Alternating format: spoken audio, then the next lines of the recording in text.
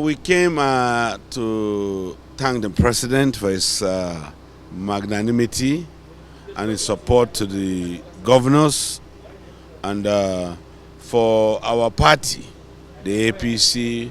He gave us a marching order to what to do. For him also to have given and ceded his executive power to the governors to go ahead and conduct primaries based on the Electoral Act, either a consensus or direct primaries. So he's reiterated his support for our decision, and he has given us a go-ahead to go ahead.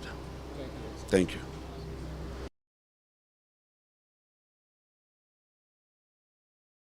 Excellency, what will we know about your meeting with Mr. President?